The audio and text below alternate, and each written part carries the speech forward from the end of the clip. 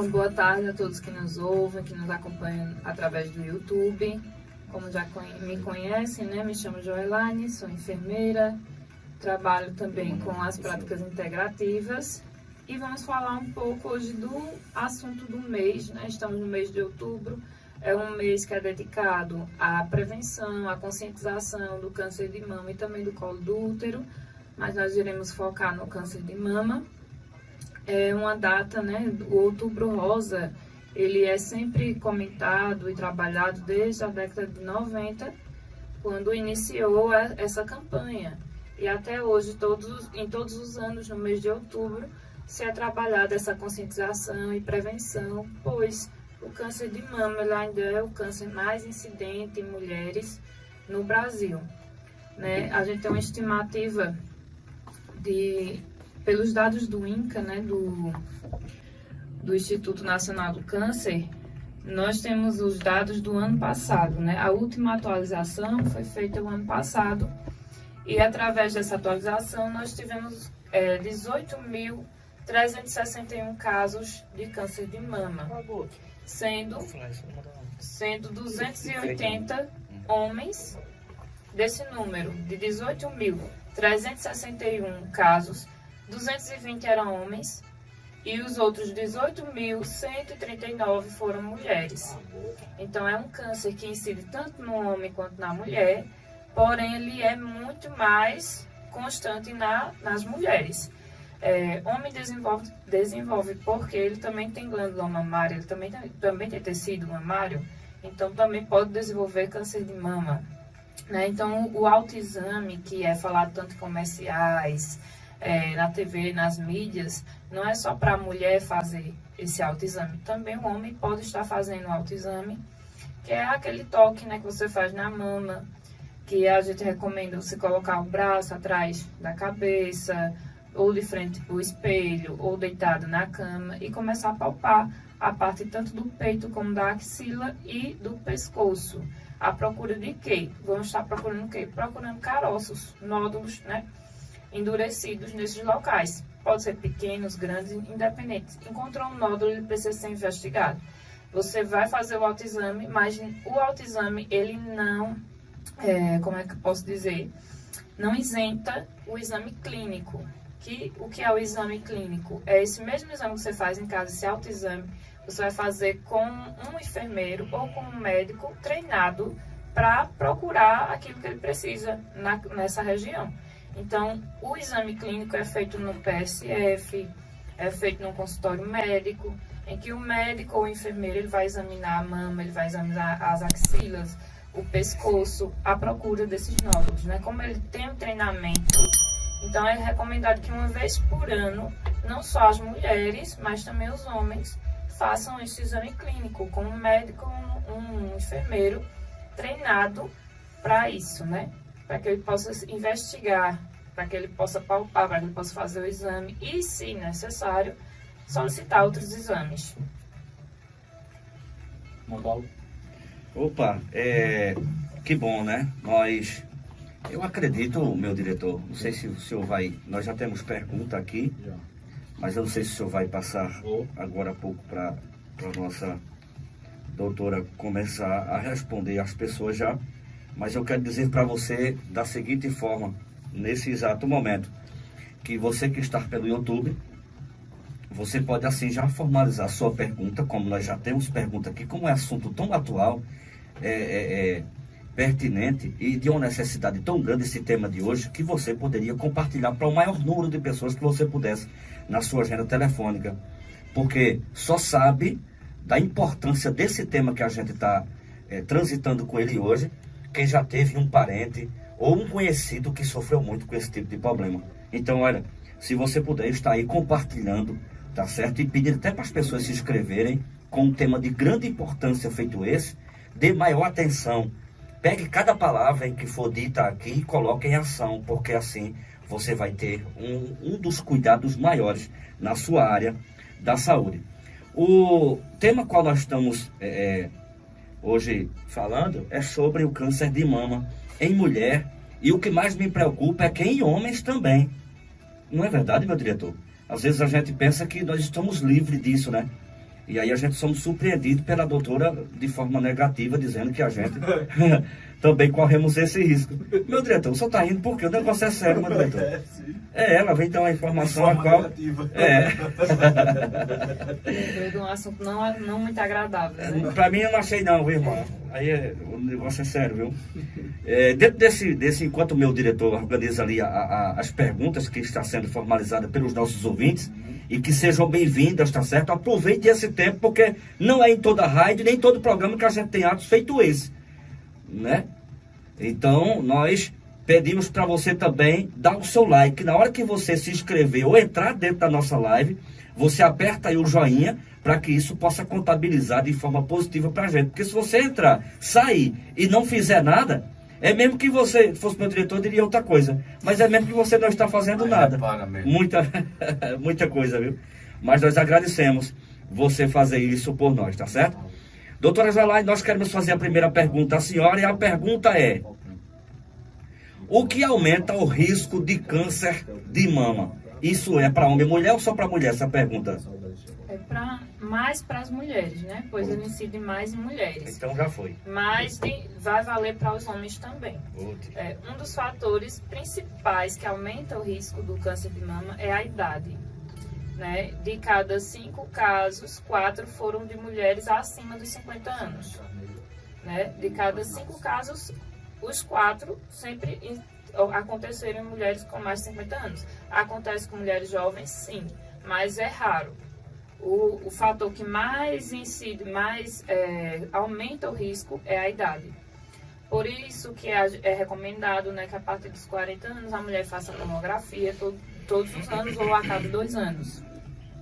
Mas existem mais 3 fatores, né, que aumentam esse risco. Pode ser fatores ambientais e comportamentais, que eu vou explicar quais são. Existem os fatores também da história reprodutiva da mulher e hormonal, que eu vou explicar também. E também existem os fatores hereditários, né?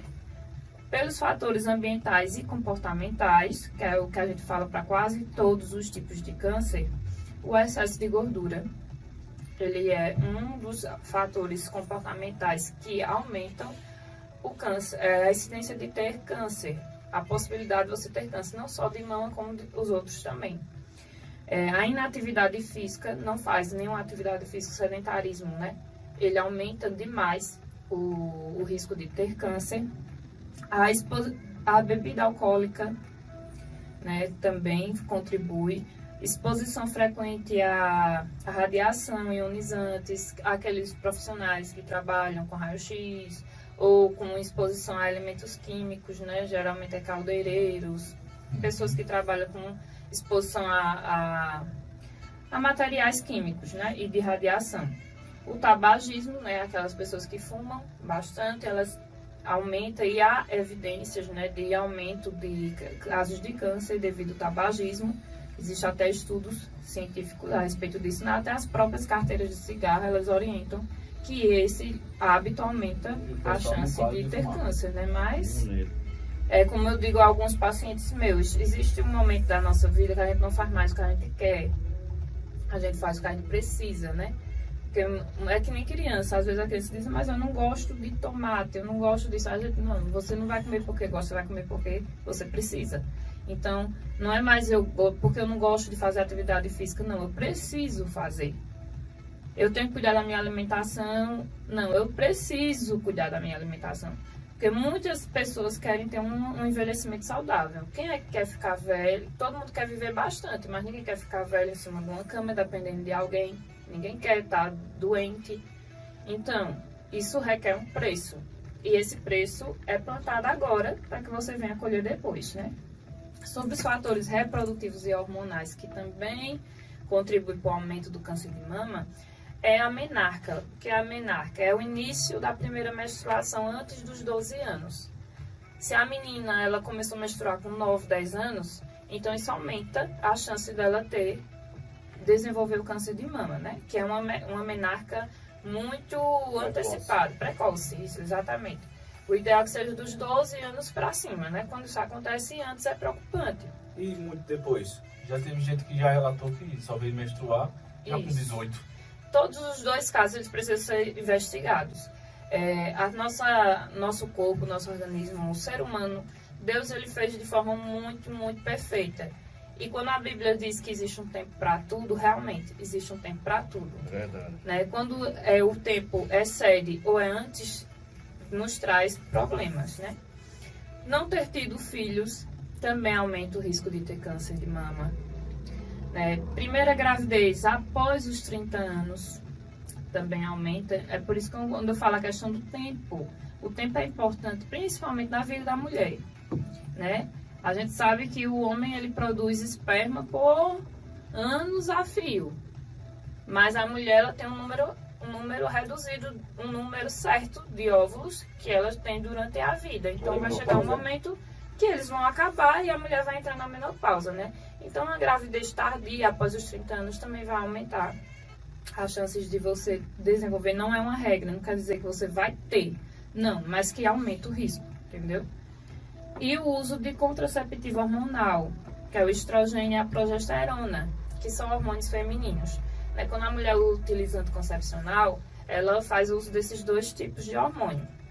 Aí o que acontece? A maioria dos tipos de câncer, eles se ligam a esses hormônios, e esses hormônios fazem com que o tumor cresça mais rapidamente. Aí, por esse motivo, quando a mulher faz uso por muitos e muitos anticontraceptivos, ele pode aumentar a chance de ter câncer de mama e desse câncer desenvolver muito rápido, né? Como da mesma forma, se a mulher tiver feito a reposição hormonal, que após a idade que a mulher para de menstruar, né, que ela entra na menopausa, ela vai começar a sentir muitos efeitos colaterais devido à menopausa. O que vai reduzir esses efeitos colaterais é o quê? É a reposição hormonal, que é o quê? Esse estrogênio e progesterona no organismo da mulher. Aí, se a mulher fizer uma reposição hormonal, principalmente se for mais de 5 anos fazendo a reposição, ela vai aumentar a chance de ter câncer, porque, como eu falei, vários tipos de câncer de mama, de células cancerígenas, elas se ligam às células de estrogênio, aos hormônios estrogênio e progesterona, e esses hormônios alimentam essa célula para que ela cresça mais rapidamente. Essa célula ruim, né, cancerígena. Porque o câncer nada mais é do que um crescimento desacerbado da célula. A célula começa a crescer desordenadamente e ali ela forma um tumor, né? E os fatores genéticos e hereditários, né, que a gente tem que ver é o histórico familiar. Se a família já teve câncer, teve histórico de câncer na família, seja de ovário, seja de mama, seja câncer antes dos 50 anos, então isso aumenta. Se na minha família, minha avó, minha mãe, minha tia teve um câncer de ovário, de mama, ou teve um câncer muito nova, então os meus riscos vão ser aumentados, né? Tendo um ou mais desses fatores que eu falei, vai aumentar, assim, sua chance de ter câncer de mama. Não é regra, não quer dizer que você vai ter, não é uma definição, mas que aumenta, né? Tem pergunta aqui já de ouvinte. Libera aí, Eduardo, falou.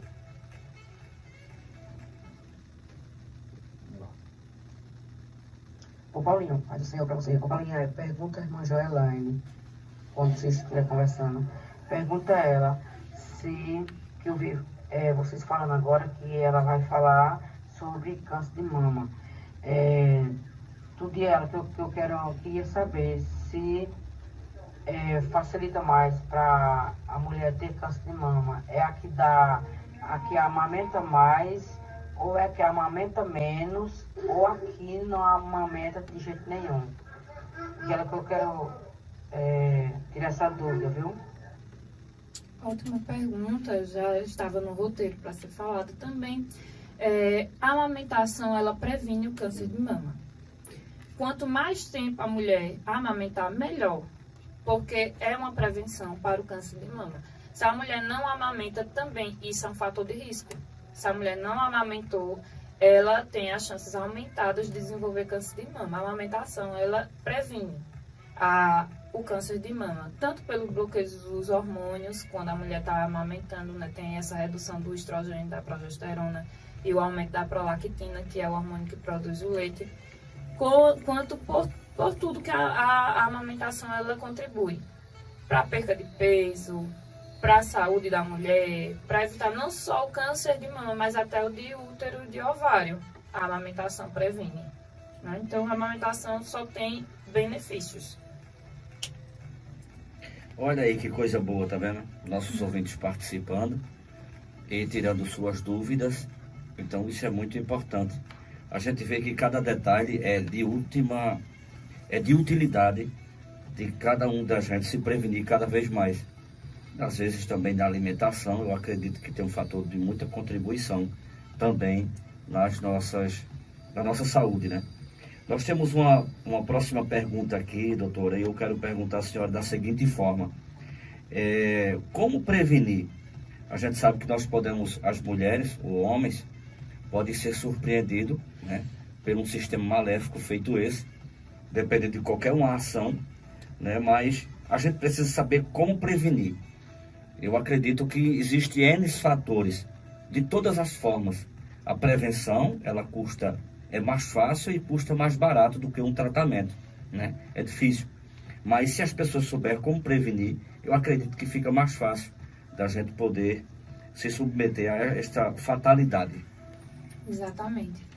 A prevenção ela é um trabalho de formiguinha, é um estilo de vida diferente.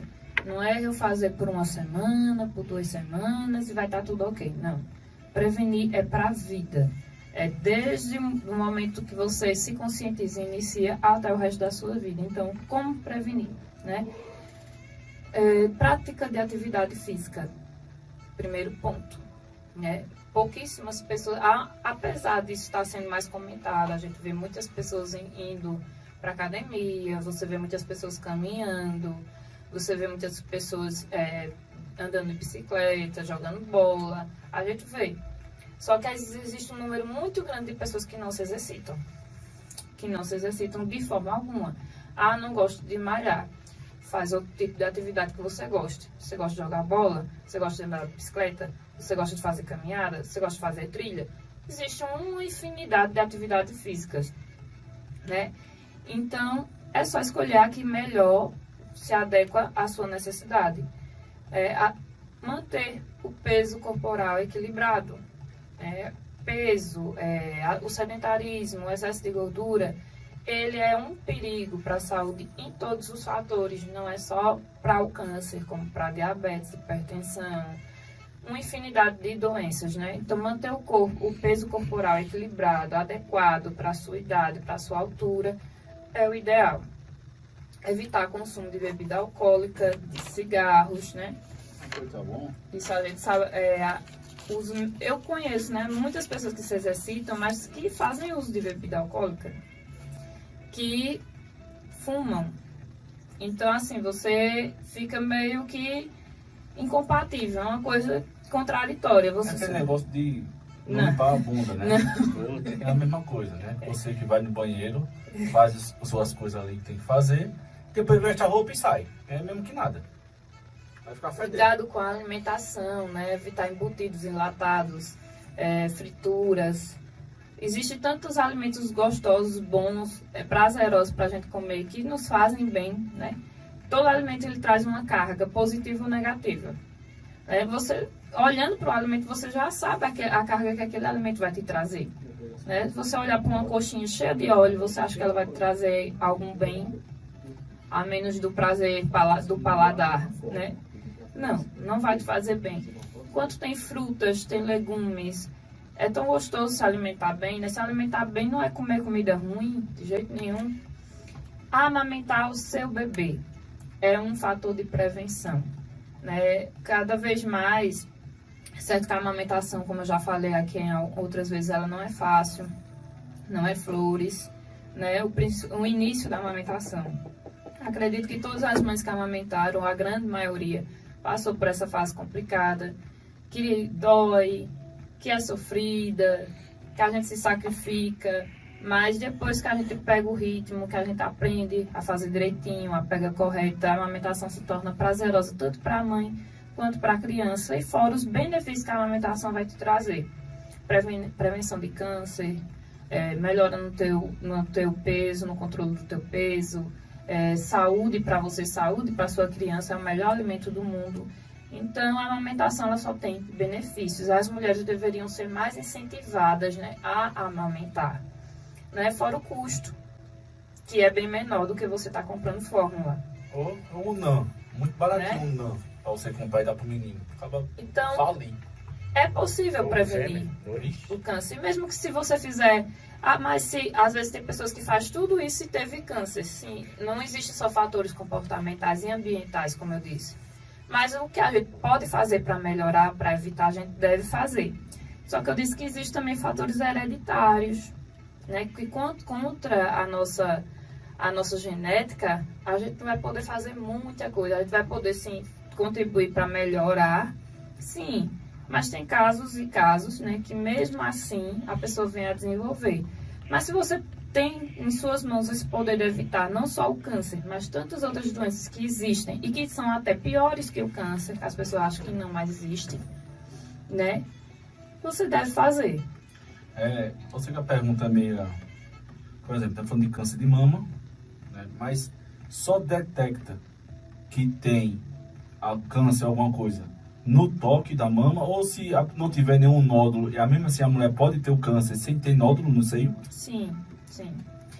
Isso nos leva à próxima pergunta, né, que são os sinais e os sintomas do câncer de mama, né? Nem sempre aparece um nódulo, né? Por isso que o exame... O pessoal íngua chama também, né? Isso, às vezes fica com aquele gânglio linfático inchado, que é o que a gente chama de íngua, né? A gente tem gânglios linfáticos nas axilas, atrás da orelha, a gente tem gânglios atrás dos joelhos, Eduardo aí. né? A gente tem gânglios nas virilhas, tem várias partes do corpo. E quando existe uma inflamação próxima àquela região, esse gânglio vai inchar. Esse é o que a gente vai chamar de íngua. Vai ficar inchada, dolorida, né? Então, isso indica que algo está errado no nosso organismo. Tem alguma inflamação e a gente precisa investigar. Então, não é preciso realmente ter um nódulo. Mas, se no toque a mulher sentiu que tem um carocinho ali, ela já deve ir para o exame clínico, que é ir lá para o médico, no PSF, no laboratório, na clínica, e pedir para que ele examine, né? Ele vai examinar. Se ele perceber um nódulo, ele vai pedir exames como ultrassom, como a mamografia ou a ressonância magnética, para ver o que é esse caroço, né? E o diagnóstico vai ser feito a partir de uma punção desse nódulo, desse caroço, né? Para saber se aquele carocinho, se aquele tumor, ele é benigno, se ele é maligno, né? O que é que ele é. Que muitas vezes tem carocinhos que a gente encontra na mama e não é câncer. Às vezes é uma bolinha de gordura que acontece de ficar. Às vezes a mulher que amamenta fica endurecido, a glândula mamária também. Aí pode ser, nem tudo é câncer, mas precisa ser investigado, né? Então, os sinais e sintomas do câncer. O primeiro, o principal, né? É esse caroço fixo e indolor. Ele pode ser dolorido e pode você não sentir dor nenhuma. E ele está lá, né? A pele da mama pode ficar avermelhada, retraída e com aparência de casca de laranja.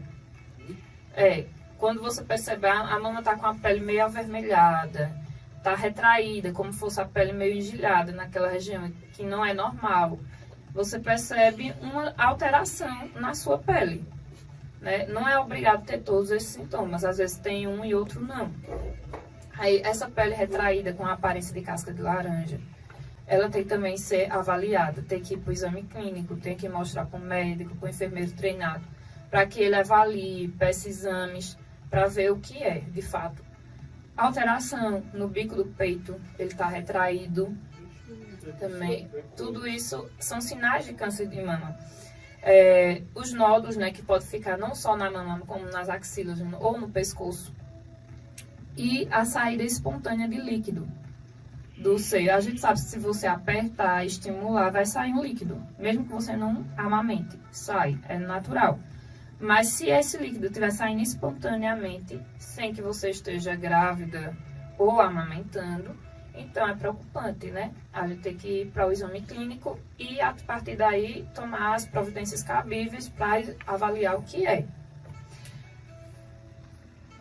Olha, tá vendo aí tantas explicações que Isso não é para preocupar as pessoas de forma exagerada, mas sim para que você possa manter o cuidado, né, e ter as boas orientações para o seu corpo.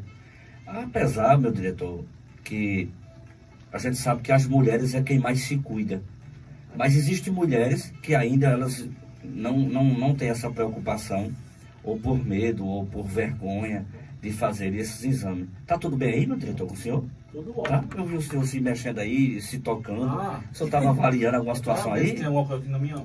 Quer dizer, mama, no peito, né? Tá tudo em paz, né? Cada vez... Só... Vamos lá para a pergunta. Só acontece esse negócio para quem é gordo ou quem é magro também pode ter? É mais difícil para quem é magro. O senhor perguntou a mim ou a... Não, a ela. A ela. Sim, é mais difícil. Para Pedro quem, leva aí, tá vendo? pra quem se mantém no peso adequado. Ele fala como ele tivesse magro, né? Ele fala como tivesse magro. Para quem se mantém, eu estou mantido, né? Tem mantido. Eu estou num bom mantimento. Aqui é um pouquinho mais que acha. Tô levemente pesado, irmão Paulo. Bote. Mas é como se diz, quem é magro também pode ter câncer. Existe mais de um fator de risco. Não é só o peso, né? A gente sabe que quem não pratica atividade física, mesmo que seja magro, ele está aumentando os chances de desenvolver uma doença.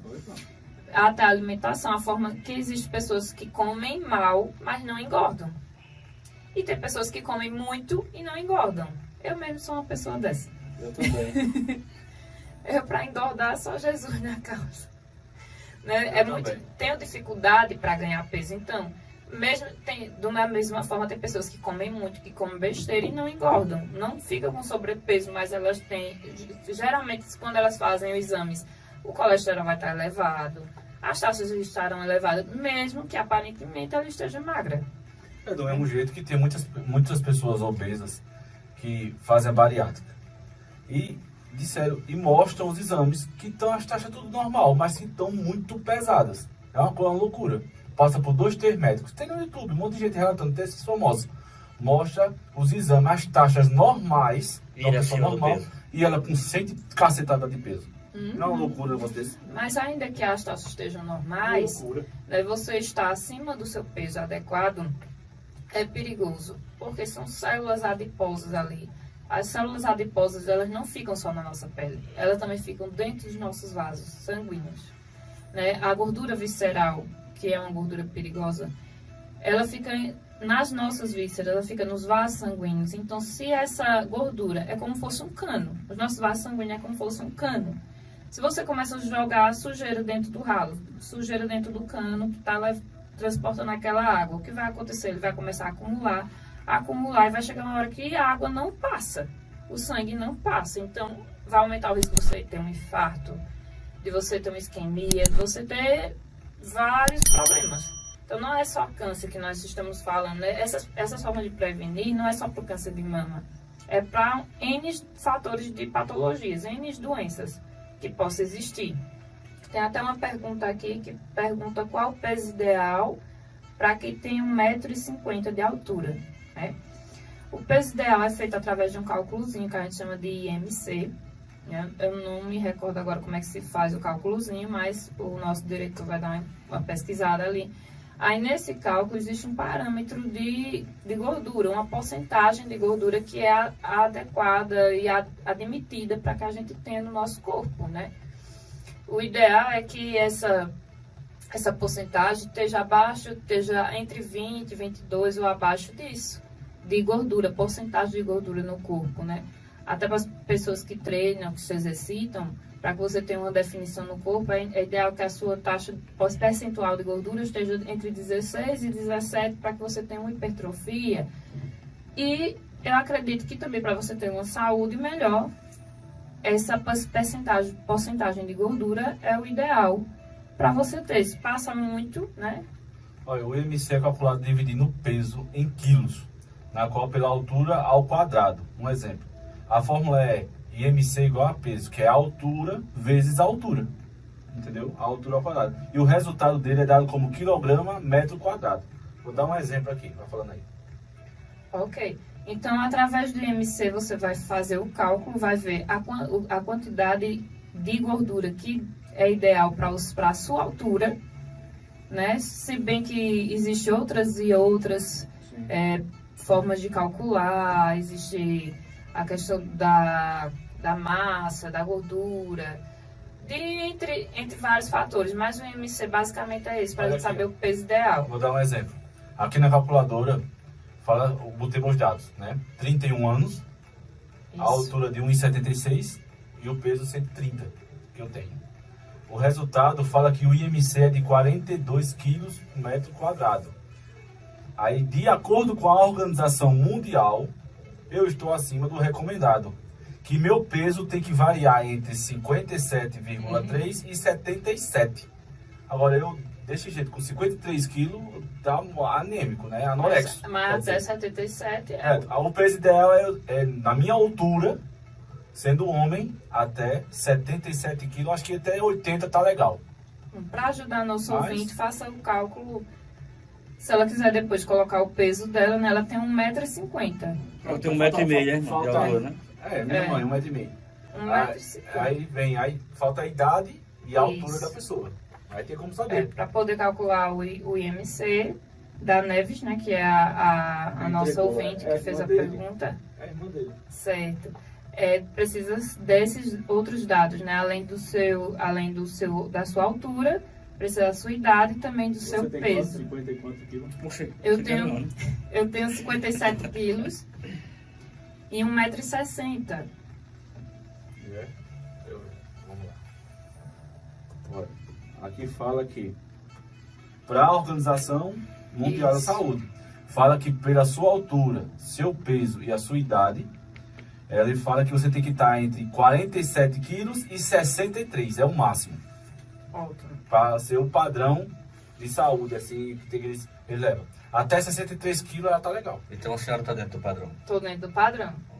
Parabéns, viu? Mas assim, como eu não basta só falar, tem que dar exemplo, eu me exercito todos os dias. Cuido da alimentação, não faço dieta restrita, mas eu me alimento Sei bem. não. Então, Sou maior que ela. para a gente se manter dentro desse 60 eu acho parâmetro, que tem. é necessário que a gente faça esse cálculo e que a gente cuide para se manter dentro do peso adequado. Aí que é uma prevenção, né, para câncer, para tantos outros problemas. João Paulo, faça a pergunta, fica à vontade. Isso. Opa, a nossa ouvinte aí foi bem acentuada, né, na pergunta que ela fez, porque Olha aí, o irmão Paulo tem que ter até 63 quilos e 700. É a média, pela sua altura, sua idade, pelo cálculo aqui que faz, o senhor tem que ter entre 47 quilos e 63. É a média. Qual o seu peso, irmão Paulo? 102. Aí, tem que perder aí quase 10 quilos, 9 quilos, para estar nesse padrão aqui, que é da Organização Mundial da Saúde. Não é uma regra, mas é um parâmetro. Só tem que perder uns 8 quilos aí, vamos dizer. Isso reflete muito na área da saúde quando a gente está exagerado no peso. Eu tenho que perder 46. Tá vendo? Eu estou no caminho certo. Quase toda noite eu faço um percurso de 5, 6, 7 quilômetros. Ótimo. Aí o exemplo, dando exemplo, muito bem. Quase toda noite. Eu e minha esposa, ela quem mais me incentiva. Incentiva. Eu incentivo, sabe, o meu esposo, mas ali precisa de mais do que um incentivo. É caso de família agora. Tornou-se caso de família. O seu incentivo não tá Não tá fluindo efeito, não, tá não. Eu acho que a senhora tem que pegar mais pesado. Irmão Paulo, faça a pergunta, irmão Paulo, por favor. É assim, irmã, é assim. Quando a senhora chama, ele pula para outra situação. Ele pula, pode estar desse jeito. Rapaz, é conflito, viu? Olha, a próxima pergunta é a seguinte. Como é feito... Ou seja, tem outra antes dessa ainda. No diagnóstico, né? Isso mesmo. Isso. Eu acho que é essa aqui. Sinais de sintomas, é? A gente falou os sinais e sintomas, que foi a pergunta da nossa ouvinte a respeito da amamentação, né? Pronto, então vamos para a próxima agora. Como é feito o diagnóstico? Só através de exames, é? O diagnóstico, ele é feito a partir... Tem que ser feito o exame clínico primeiro, né? É aquele exame de toque que o médico ou o enfermeiro treinado fará. Você faz em casa, sim, mas é preciso do exame clínico todos os anos. A gente deve fazer aqueles exames de rotina. Nesses exames de rotina, a gente faz uma consulta com o médico ou enfermeiro e pede para fazer o exame clínico das mamas. O médico ou enfermeiro vai fazer. Se ele notar alguma alteração, ele vai solicitar exames. que para detecção do câncer são exames de imagem, são a ultrassom da mama, a mamografia e também ou ressonância magnética. Ele vai ver o que é mais apropriado. A ultrassom, a maioria das mulheres já conhece, né, que é aquele aparelhinho de ultrassom que é colocado e dá para ver as partes moles do corpo. E a mamografia é como se fosse um raio-x da mama. É aquele exame que é um pouco desconfortável, né, que é colocado a mama naquele aparelhinho, que ele amassa um pouquinho a mama para detecção de caroços, de nódulos, de alguma massa sólida. Faz um raio-x da mama. E tem a ressonância magnética, que em alguns casos é necessário ser feito. E a partir daí, se for detectado um caroço, um nódulo ou um tumor, ou o que for, o médico tem que ser feito uma punção. O diagnóstico só vai ser feito após a punção. A punção é a retirada de uma parte daquele tumor por uma agulha, né? Eles pegam uma agulha, introduzem no local onde é encontrado aquele caroço e de lá eles fazem a punção, né? Puxa ou líquido ou partes celulares do tumor para ser avaliado no laboratório, para ver qual é o tipo de célula que está se originando. É propenso para a mulher, vou fazer a pergunta, pode ser até besta, mas não é. É propenso para a mulher que tem um seio maior do que a outra ser puxado mais para ter câncer mais fácil, porque tem um seio maior ou menor, ou tem nada a ver isso? Não, pode ser em qualquer mulher, né? Tanto aquela que tem seios mais fartos como aquela que tem seio menor. Não tem essa questão de tamanho para o câncer, é irrelevante, né? Qualquer uma pode desenvolver, né?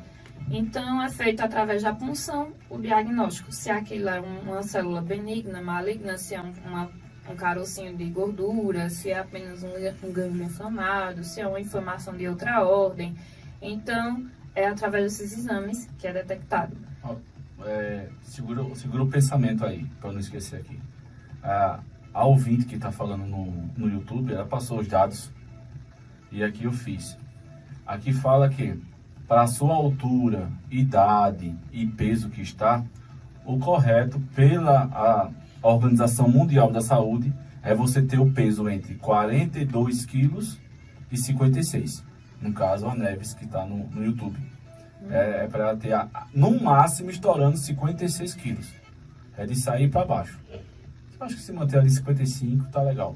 Ela tem 58, então pela Organização Mundial de Perde Saúde, 2 nesse quilos, parâmetro, tá ela está dentro do peso ideal, né? Mas ela tá com 58 agora. Mas nesse caso, pela Organização Mundial de Saúde, ela ultrapassou.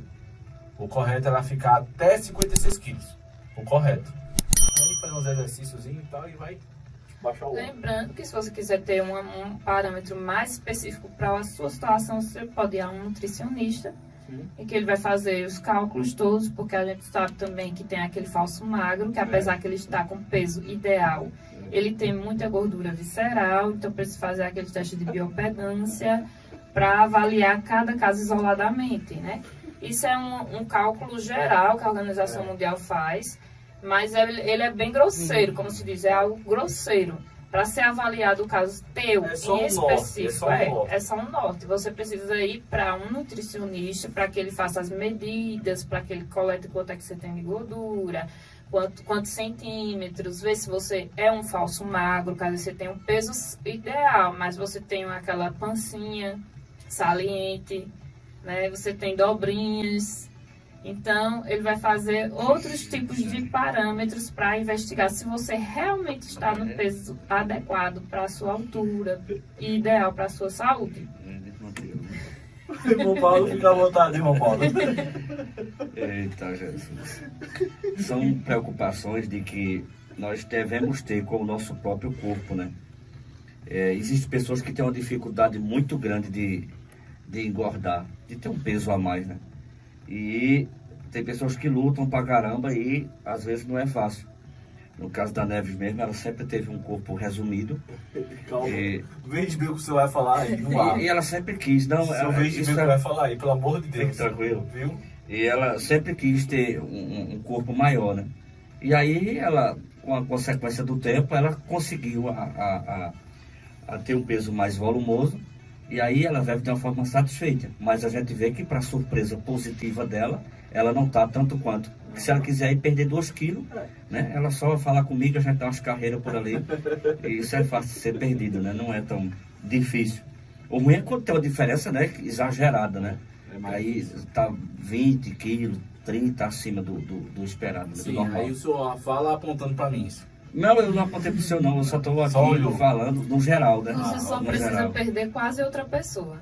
Oxê. 46 quilos tá bom pra mim. 46. Então, na verdade, é mais difícil até das pessoas às vezes procurar. É bom de uma forma orientadora, com um nutricionista para que possa orientar de forma correta e você perder peso com saúde. Às vezes a pessoa pensa que perder peso é deixar de comer ou comer de forma pela metade e aí você acaba adoecendo e às vezes pode até perder peso, mas de qualquer forma também vai Fica adoecer. doente. Não é verdade? Então Isso. não adianta. Exatamente. Mas também pelo SUS ninguém conhece, ninguém consegue, mano, ver um nutricionista. Aqui tem não no PSF já. Tem. Doutora, PSF que atende. Eu tenho um contato de uma nutricionista, inclusive ela já veio aqui pro programa, que é a Mihane. Né, a Mihane esteve aqui, ela é nutricionista, ela atende pela Secretaria de Saúde da Mulher, como nutricionista totalmente pelo SUS. É. E aí, E ou outra, viu? A consulta pode ser marcada pelo WhatsApp. Não Muito precisa nem bom, você irmão lá. Paulo, tá vendo, irmão Paulo? E aí, No PSF, a Mihane, ela atende no PSF, né? É, isso aí. Não é qualquer pessoa que consegue, né? Assim, Consegue. Ah, Eu é? passo o contato dela pro senhor para você marcar muito bom. sua, Tá certo.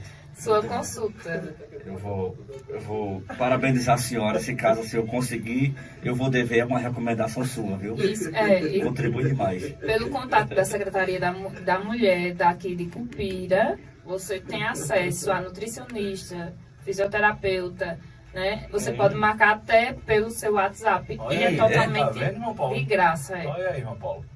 Só tem que ter um pouco mais de fé no sistema, irmão Paulo. A senhora realmente usa o sistema do SUS? Uso. 100%, 100%.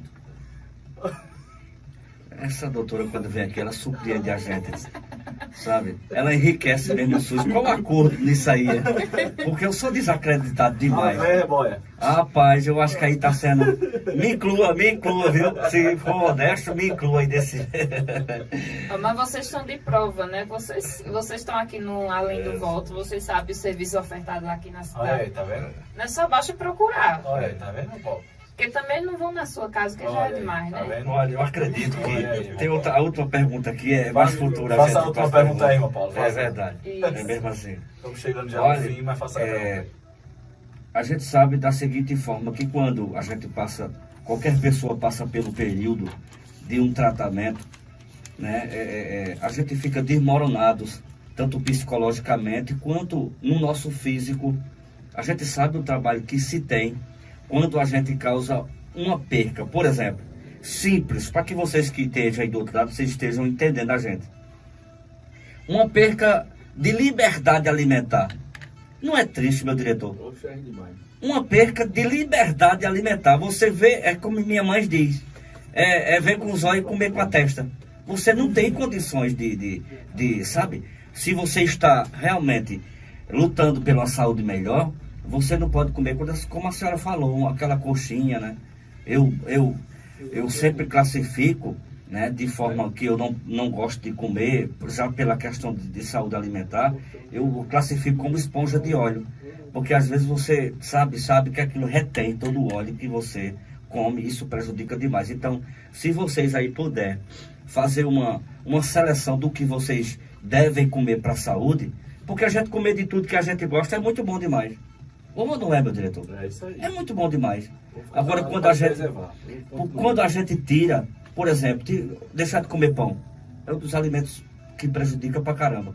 Mas a gente se sente bem comendo pão. Só comer alguns pães ontem, não foi, meu diretor? Se botar mais, eu arraso com o resto. Pai, você tá vendo? Não é uma pessoa assim que tem esses Olha, hábitos. mas nenhum alimento por si só faz mal.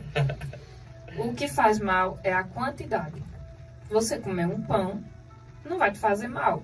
Você comer um real, 2, 3, 4 de pão, vai te fazer mal, né? Então, tudo é quantidade. Não existe terrorismo alimentar. Isso é errado. Eu até ouvi essa semana uma paciente minha falando que estava evitando comer, não queria comer. Porque não estava insatisfeita com o seu peso, disse, eu estou passando mal de fome. É muito burra. Porque eu não estou comendo. É burrice. Ela disse, olha, você vai acabar tendo uma anemia ou um problema mais sério de saúde. E isso não quer dizer que você vai perder peso, deixar de comer. Porque às vezes a gente ganha peso por questões emocionais, nem mesmo ou hormonais, né? Nem sempre é através da O comida. cabo fica inchado de líquido. Doutora, mas sabe o que é, muitas das vezes, meu diretor, e você que está nos escutando? É que quando a gente entra na privacidade de não dar liberdade da gente comer o que a gente quer e o que a gente vinha comendo, o nosso corpo entende e dá uma sensação de que você está constantemente com fome, que nada está ali saciando. Sim. Porque você não está comendo aquilo que você vinha todos os dias se alimentando. A mudança de hábito, É né? aí Muda. que vai Eu estou passando entrar por isso. a terapia psicológica. É isso aí. É aí que Aí vai eu tenho entrar a que, importância eu do tenho que psicólogo. enganar eu mesmo, né? Não, do psicólogo. Para você compreender, para você entender o que está acontecendo nesse processo mental, porque a mente e o corpo elas têm que trabalhar juntas. Mas tá difícil para eu. Não trabalho junto, não. Por isso que um paciente Estamos que é se submetido individualizando. a uma bariátrica, antes de ser submetido à bariátrica, ele vai ter acompanhamento E ele tem que psicológico, perder peso para fazer uma cirurgia. nutricional. Quem? Tem muita Exatamente. cirurgia que você só vai fazer cirurgia se perder uma quantidade de peso. Do Exatamente. jeito que tá, não vai não pra cirurgia. Para não. diminuir os riscos de incidência até de morte É. na cirurgia. Tem que perder peso pra fazer cirurgia. É osso, filho. A minha sogra só operou, viu? Você operou. Isso Foi. quer dizer o que com isso? Não, que assim, né? O médico até disse, olha, a senhora tá com um pesozinho acima, mas dá pra gente fazer. E fez. A irmã Carla tá assistindo um negócio desse. Tá Ela disse ouvindo que isso? eu ouvi. Ela Foi, disse que eu ouvi. Foi. Então chegar em casa, a irmã Carla acho que vai conversar com o senhor. O sofá é muito confortável na minha casa. Viu? Já aprendi. Eu acredito que a maioria das pessoas já viram. Um abraço pra quando- minha sogra aí, viu? A irmã Carminha. Gente boa pra caramba. Eu tenho que ajeitar, né, meu Deus? Amenizou, O senhor deu uma cacetada aí, mas eu tenho que amortecer, viu? A importância da perda de peso para uma cirurgia, por exemplo, é a cicatrização, além dos fatores de risco. Porque uma cirurgia já é um Você risco está grande, acompanhando né? isso, é verdade. Imagine as complicações. Porque, veja, a cicatrização de uma pessoa magra é diferente de uma pessoa obesa. Você já viu quando você abre uma galinha, que você pega aquela parte, as vísceras da galinha, você vê aquela parte amarelada que fica por cima da moela, ou fica por É cima... verdade. A grande aquele- quantidade, né? Isso. É uma camada grossa, muitas vezes, a depender da galinha, né? É uma A de quantidade granja, né? grossa. Porque Que é a de terreno não vai ficar isso. assim. Aquilo é tecido adiposo. É tipo uma esponja, Tem parece gente uma que bucha. come, né? Parece uma bucha. Pronto, a bucha de lavar prato não tem aquela parte amarelinha e a parte Uhum. verde. Pronto, a gordura adiposa, o tecido adiposo é como aquela parte amarela da esponja. Quanto mais gordura você tem, mais grossa é aquela camada. Aí numa sutura, um exemplo, o tempo que vai demorar para todo aquele tecido cicatrizar, É difícil. né? É um processo difícil. complicado. É difícil. Né? Fora as complicações de um acesso venoso, para você visualizar as veias, E tem muita gente que tem uma facilidade de pegar peso, né? para a própria anestesia. A Engordar. gente sabe que para aplicação da anestesia, se for a hack, que é aquela que é aplicada na coluna, o anestesista tem que visualizar as vértebras para conseguir aplicar no local certo. Se o paciente tem uma camada de gordura tão espessa que não dá nem para ver essa região, ele vai conseguir, pelo conhecimento da anatomia que ele tem, mas que vai ser mais difícil Dificulta muito, né? Pra Isso. tudo. para tudo. Pra pessoa ter uma deslocação pra andar, né? Dificulta. Pra tudo. Pra Pra tudo. pessoa que... Você percebe que quando você está acima do peso, você tende a roncar, Uhum, você tem a dificuldade para calçar um sapato, é verdade. você Fica não aguenta subir indisposto. uma A ladeira. pessoa fica indisposto. Indisposto. Você dá uma Tudo carreirinha dificulta. daqui para ali, você já está com meio palmo de língua Tudo para dificulta. fora. Veja bem, nós estamos chegando no final da coisa aqui. Nós estamos bem à vontade hoje, né, meu diretor? Estamos bem à vontade, né? Tudo aí me apontando. Tudo bem, Eduardo tá aqui do meu lado. Hoje ele é a Eita, vítima, Eduardo, né? sobre o pé do lado. É a Eduardo tá aqui vítima. do meu lado. Olha, temos 5 minutos. Tá sozinho. Bom, Não é sozinho, né? É. Irmão Paulo, o senhor tem mais uma pergunta a fazer? Só falta. Faça só falta uma a pergunta outra. para as considerações, tá Tá bom?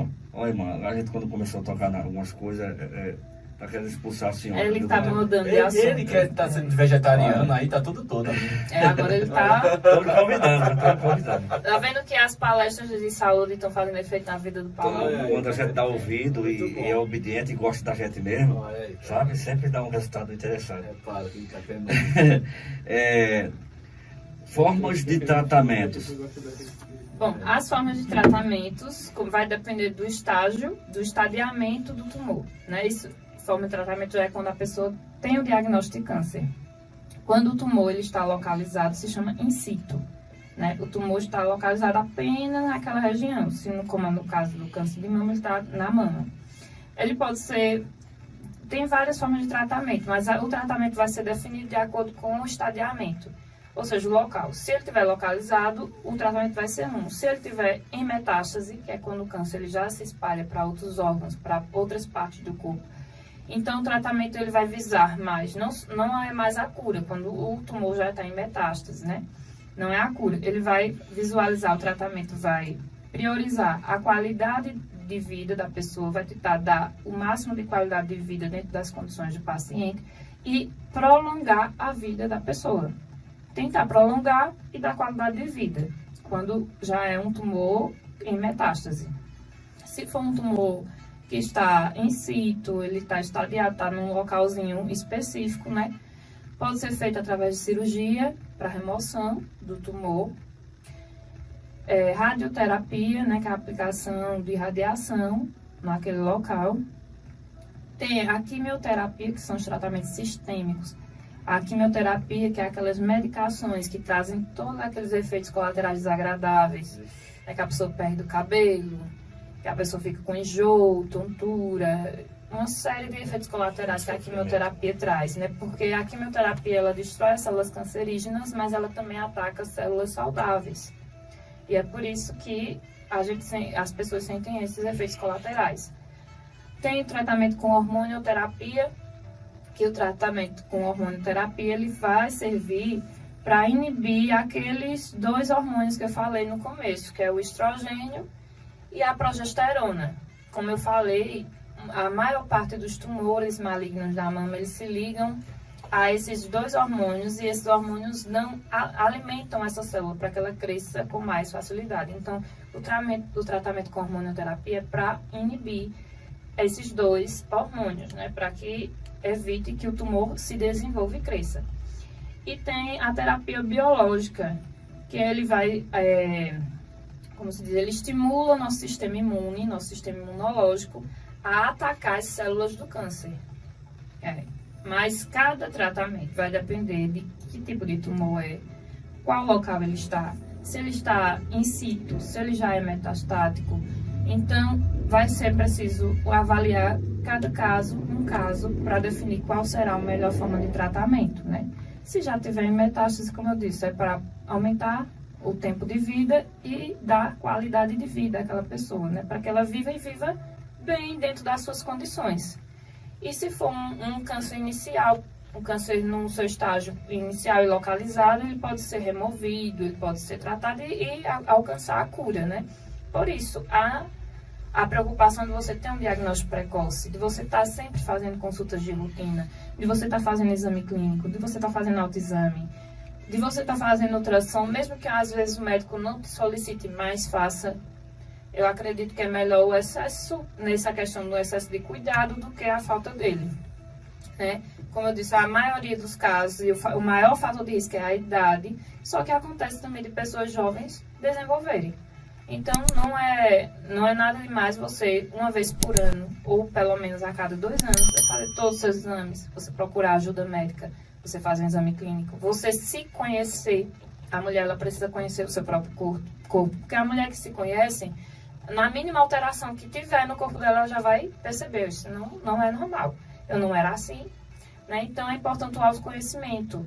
Avalie o seu corpo, olhe o seu corpo, se toque, se sinta, se perceba, para que você consiga, assim, ter uma vida saudável em todos os fatores dela, não só na saúde física, mas também mental, né? A gente deve procurar um psicólogo, a gente deve fazer terapia, isso não é só para quem está doente, mas para evitar, para prevenir. Prevenir é muito melhor, né? Custa menos e evita o sofrimento. Então, essas são as nossas recomendações. Foi o nosso assunto sobre o Outubro Rosa, falamos sobre o câncer de mama. Quem ainda tiver dúvida, pode entrar em contato, os meninos estão aqui, qualquer coisa a gente responde pelo WhatsApp. De alguma forma a gente vai estar ajudando